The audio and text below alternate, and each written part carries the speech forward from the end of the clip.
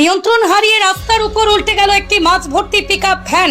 আজ ভোররাত্রে পিকআপ ভ্যানটি 19 নম্বর জাতীয় সড়ক ধরে বর্ধমানের থেকেই দুর্গাপুরের দিকে যাওয়ার সময় পানাগড় গ্রামের কাছে নিয়ন্ত্রণ হারিয়ে রাস্তার উপর উল্টে যায়।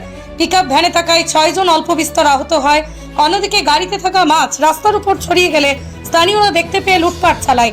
খবর পেয়ে ঘটনাস্থলে কাকশো থানার পুলিশ পৌঁছে আহতদের উদ্ধার করে।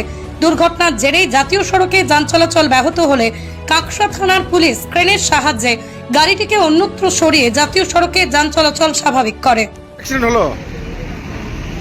অ্যাক্সিডেন্ট? হ্যাঁ হ্যাঁ, আমি তো দেখিই নাই। তুই দেখো নাই? এই এলাম তুমি এলে কি দেখলে? কি দেখলে এখানে এসে? কি এসে? ওই মাছের গাড়িটা বুধবুদ থেকে পানাগাতে বেরিয়ে মুচিপাড়া দিয়ে যাচ্ছিলাম। হ্যাঁ, নিয়ে পরে আচমকা পাল্টি বেড়ে গেছে। এখানে গাড়িটা নিয়ন্ত্রণ হারিয়ে? হ্ঁ, মাছগুলো সব দেখছি না ছোড়া লেগেছে। ও, কি নাম আপনার?